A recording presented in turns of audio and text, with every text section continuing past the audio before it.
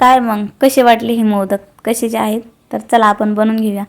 तर त्यासाठी मी ते एक ताट घेतलं, त्यामध्ये तेल टाकून घेतलं, सगळ्या ताटाला तेल मिक्स केलं. त्यामध्ये मी इथं बेसन पीठ चाळून घेतलं.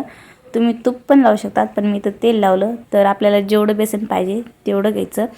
तर मला इथं मी एवढ्या बेसनामध्ये 50 मोदक असे बनवले होते, 50-55 असं काहीतरी झाले होते.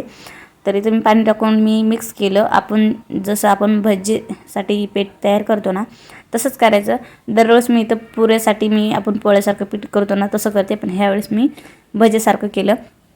नंतर तेल गरम केलं, त्यामध्ये आपण भजी सोडतात तसे भजी सोडले. अशा प्रकारे तर छान असं मी कडक तळून घेतले, कारण आपल्याला नंतर हे मिक्सरमधून काढायचं. तर अशा प्रकारे मी इथं सगळे भजे तयार करून घेतले, बनवून घेतले.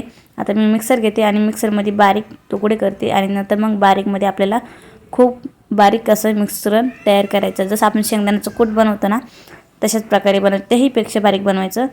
तर इथं मी मिक्सरमधून काढून घेते, तर तुम्हाला दाखवते मी. अशा प्रकारे आपल्याला हे बनवून घ्यायचं आहे. तर मी हे सगळं मिश्रण बारीक करून घेतलं. आता इथं आपल्याला चाचणी बनवायची, त्यासाठी मी इथं पाणी टाकलं, त्यानंतर मी साखर टाकली आणि नंतर इलायची पावडर टाकलं. तर आपल्याला छान अशी उकळू द्यायची. आपल्याला चाचणी झाली की नाही ते बघायची. तुम्हाला तर समजा चाचणी कशा प्रकारे तयार करायची. आता अशी तार बनली की आपली चाचणी झाली अशी समजून घ्यायचं. तरी तर आपली चाचणी तयार होती. आता मी सगळं मिश्रण काढलं होतं, त्यामध्ये ही चाचणी बनवली ना, ती सगळी टाकून देते आणि छान असं आपल्याला मिक्स करायची. तर आपण जे मिश्रण बनवलं त्यामध्ये चाचणी टाकून दिले आणि छान असं मिक्स करून घेतली चमच्याच्या सहाय्याने.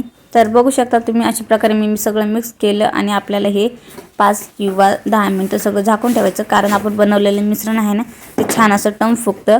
त्यांनी छान असे आपले मोदक येतात. ते आणि आपण लाडूसुद्धा अशा प्रकारे बनवू शकतात.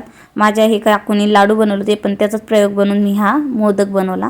तर मी तर मोदकचा साचा आणला होता, त्याला छान असं तेल लावून घेतलं आणि त्याच्यामध्ये आपण मिश्रण भरून घ्यायचं, छान असं दाबून घ्यायचं आणि नंतर मग दाबल्यानंतर आपल्याला हळूच साचा उकलायचा. तर त्यामध्ये छान असं मोदक बनून तयार होतं.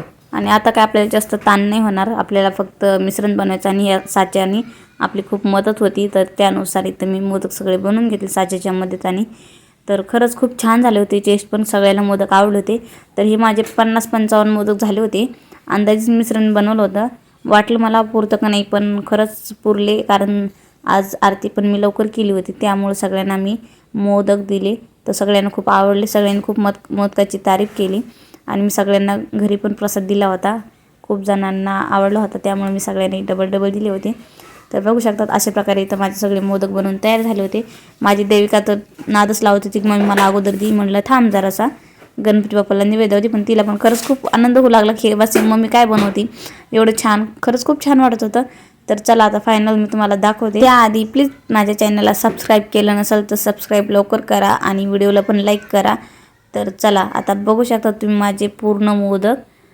तर बघू शकतात किती छान झालेत मोदक. तर कमेंटमध्ये नक्कीच सांगा मला जमले का आणि कसे वाटते तुम्हाला बेसनाचे मोदक. आता इथं सगळे मोदक बनवून झालं होतं. आता मी माझी तयारी करते आणि सगळ्यांना आरतीला बोलून आणते. तर आम्ही सगळ्यांनी आरती केली, छान असं फोटो काढले. तर मी तुम्हाला लवकरच आमच्या कॉलनीतले सगळे गणपती बाप्पा दाखवणार आहे. तुम्हाला पण बघायला भेटतील आमच्या कॉलनीतले कसे गणपती आहेत. तर ठीक आहे, चला आजच्यासाठी फक्त एवढंच. भेटूया अशाच पुढच्या ब्लॉगमध्ये. तोपर्यंत बाय बाय. गणपती बाप्पा मोरया.